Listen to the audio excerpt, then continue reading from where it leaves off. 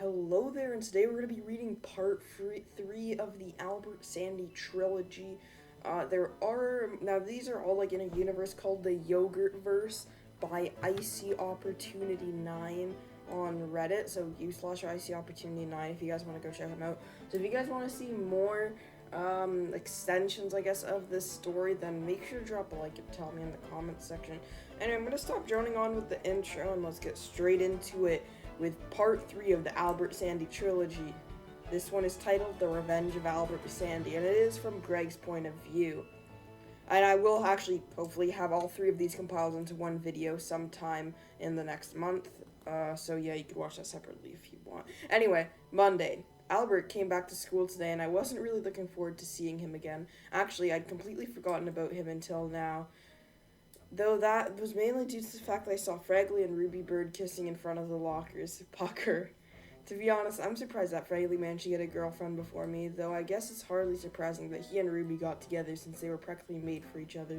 Anyways, I was so preoccupied wondering how Fragley and Ruby became a couple in the same time it took me and Holly to go from distant acquaintances to just friends, that I totally forgot about Albert until he showed up at lunch.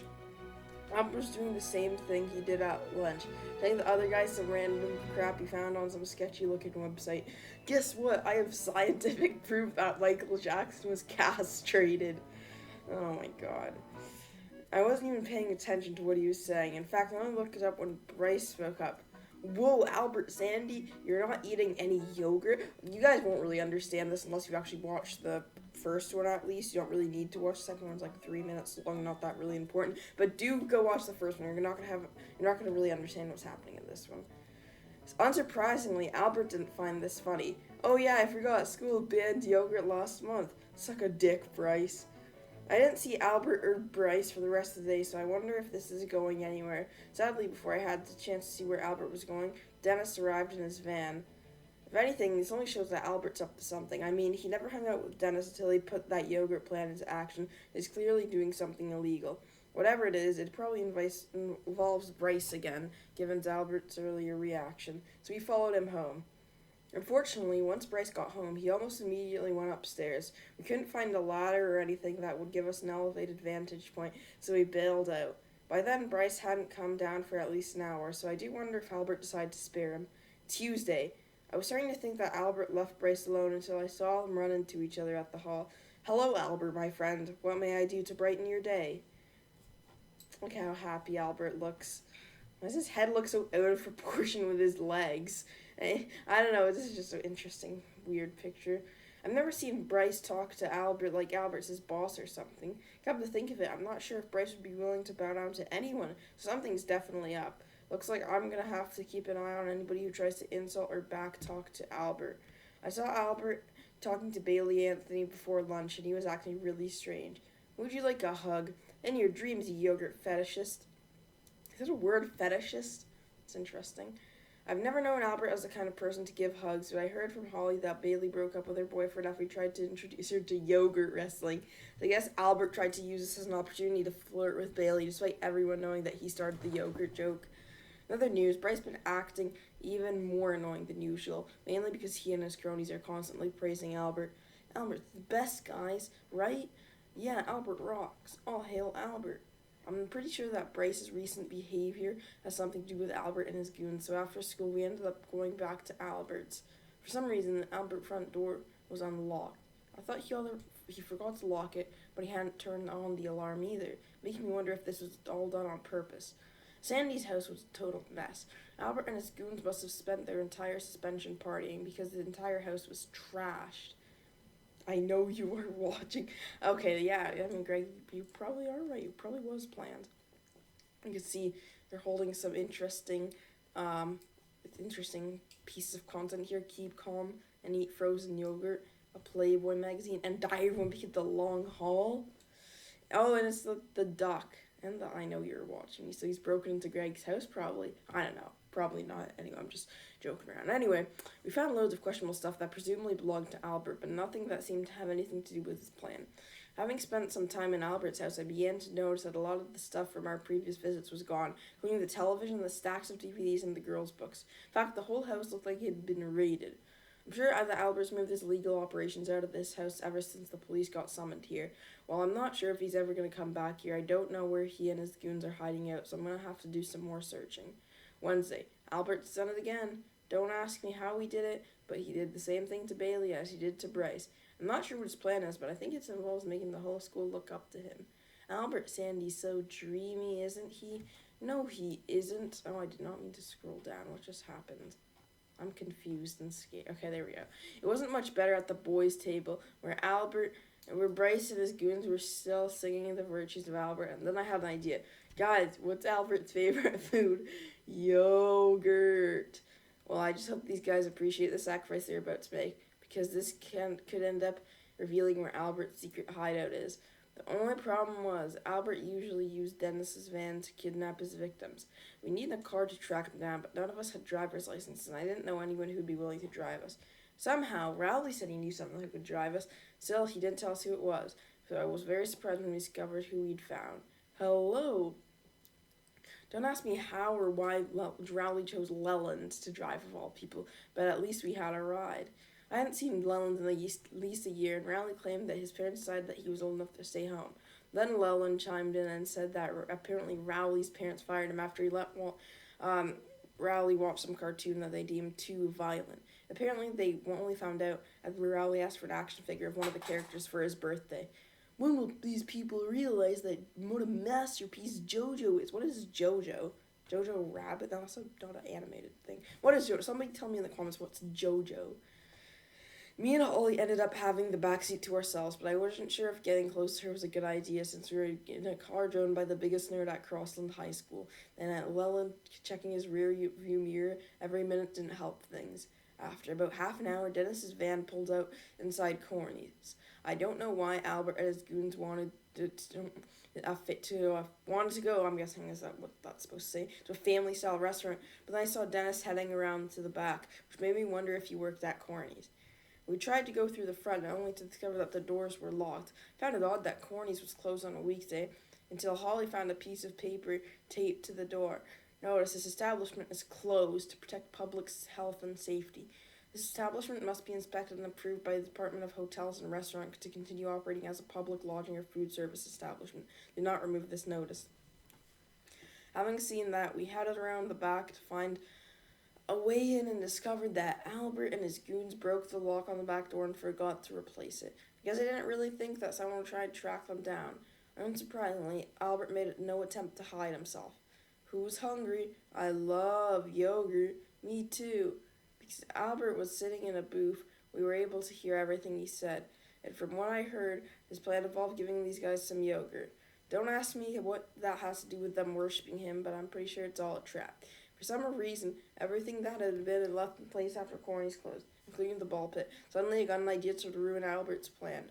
What the? And I tipped the ice cream thing or the frozen yogurt thing with the ball from the ball pit. Prepared to do the same to the other one. Unfortunately, Albert seemed to have caught on to us. You really think I'm that dumb, Greg? Wait a minute. How'd you get in here? At this point, there was only one thing left to do. Run. You're not getting away with this. In the end, the only person who didn't make it out of Corny's was Leland. I blamed that on him. He insisted he'd run faster if he let his arms flail behind his back. What a nerd. In all the commotion, we somehow managed to forget about Leland. Fortunately, he's a pretty big guy, so I don't think he'll have much of an issue fending off the goons. Somehow the whole Corny's incident ended up on the news tonight. This just in, 16's taken into police custody following a break-in of Corny's family-style restaurant. Somehow, Rowley managed to get the last chocolate milk carton, and he refused to give it to me in exchange for an entire pack of sour cherry blasters, so I was forced to watch him blow bubbles in it, which I think he only did to annoy me.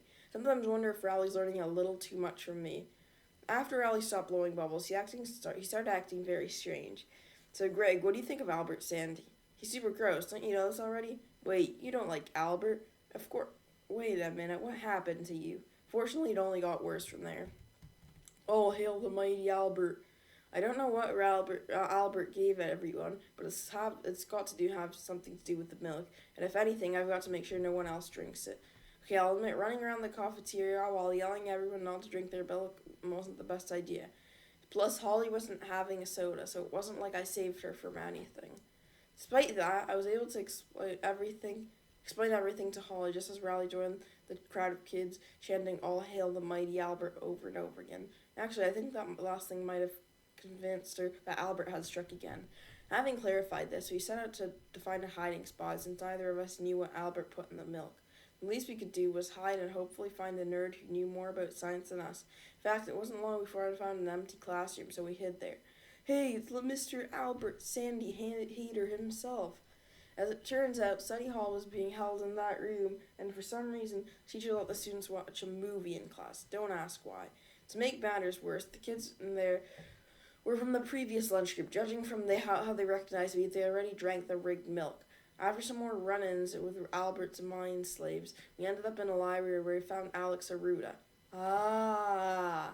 Why would they say... why would they say... Ah, like they're aroused or something. Is it his hair? He has pretty nice hair, but... Anyway, that's when it dawned on me. Alex is the smartest kid in our class, so he must know something about turning milk into a mind control device.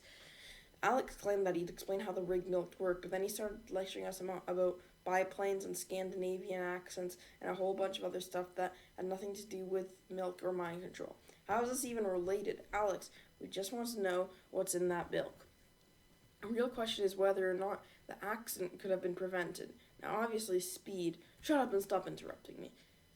If that's taught me anything, it's that Alex has an extremely short temper. I mean, apart from Dad and Patty Farrell, he's the most easily irritated person I've ever met. So after he'd gotten sick of us trying to get him back on topic, he showed us what book he was reading. I don't think you know what you're up against, and he's reading Dork Diaries. What a nerd. It took us about a second to recognize that Alex was reading one of those girls' books that Albert seemed so fond of. That could only mean there was some kind of pact going on between them, and Alex was supporting Albert's plan. With Alex out, we needed to find someone else who could find the cure for the outbreak. Unfortunately, we couldn't get out of the library, thanks to what was going on outside. Haters. Thanks to that, we were now trapped in the library. I thought we were screwed until I noticed Shirag sitting at a table by himself. Are you, Shirag, willing to give up your freedom for the sake of a yogurt fetishist? Shirag was easily roped in, presumably because I told him if he didn't help us, he'd have to spend the rest of the day, and probably the rest of his life, in the library with Alex Aruda. So this was only a minor victory compared to what lay in front of us. For whatever reason, we couldn't find any milk-related books in the library. This left us in an even bigger dilemma, leaving the library without getting attacked by Albert's mob. Luckily, I came up with an idea based on a TV show I'd seen. Holly and Shrug didn't think it'd work, but since we didn't think of anything else, we stuck with it. And then they're like covering their books or their faces with books. And yeah, this is an interesting scene. Alex is getting jumped, and I don't think this one boy is biting the other boy. I don't know how that's helping, but okay. Believe it or not, it worked. Albert's army didn't recognize us thanks to those poetry anthologies. We ended up going for Alex, which gave us plenty of time to escape. We ended up going to Alex's locker since we thought that was where he kept all of his stuff. As it turns out, Alex had one of those combinations locked, and it took us about 10 seconds to crack it. I would have expected more for the guy voted most likely to succeed 3 years in a row, but I guess Alex's book is more book smart than street smart. I thought Alex would have something related to the milk plan in his notebooks, but all we could find was a ton of super complicated math equations, and there's like a ton of algebra, I think. None of us knew what any of this was, but I doubt it had anything to do with the milk. Then Alex himself arrived, and he looks cursed without his glasses, I won't lie. And then started dancing around and throwing random punches at us. I'm not sure if he was trying to attack us or show us his dance moves, but it wasn't really effective. And I was able to shove him into his locker with no effort. Let me out of here, you bastard. Only when you tell us what was in the milk. And eventually, Alex gave in and told us the milk was intended to extract the personality of whoever drank it. I don't know how any of that works, but we ended freeing him anyways, though that was mainly because I got tired of holding the locker shut. We raced back to the cafeteria only to discover that Albert had beaten us. That's it, keep it coming. Albert got everyone to pour out their milk into a pot, which he would then dump into a machine, which turned the milk into frozen yogurt. I wasn't sure what he was going to do with this much yogurt until he spoke up. If it isn't Greg Kefley, when I eat this yogurt, I will gain everyone's personalities and become a god. You and your useless friends shall be forced to surrender to the wrath of the mighty Albert Sandy. You can't do this, Albert. If that wasn't enough, Albert had one last trick up his sleeve. All hail Albert, all hail Albert. Guess what, Holly? I've got one more carton of milk. You know, that means, okay, Albert's a child predator, just a normal predator, I guess, since he's also a child. Sadly, Albert and his minions had Holly completely surrounded. There was no way for me to get to her. I thought we were doomed until something completely unexpected happened. How about you have some, fatty? What? No. Okay, I admit that was the most badass thing I've ever seen a girl do. I mean, Albert was super pissed that Holly spotted him with the last of his special mix. Okay, that was intentional. That's freaking weird. He splattered him with his special milk? Nah, that's sus as hell. He then ordered for his minions to finish her off, but Vice Principal Roy arrived before he could put his plan into action. Mr. Sandy, is there something you'd like to tell me? I can explain. Vice Principal Roy got Albert to confess everything he did, from the mind control to his plan to become a golden god. In the end, the teachers were able to gain some control over Albert's army, though they kept muttering, "All hail Albert," for the rest of the day.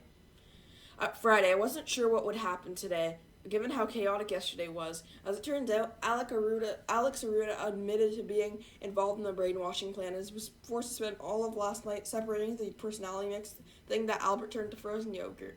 I never thought I'd end up serving yogurt to people, but then again, who would have thought that Albert would start brainwashing people? Hope this makes you normal again. Speaking of Albert, he got arrested for this. I'm not sure how long he's going to prison for, but I think I'm not going to see him for a long time.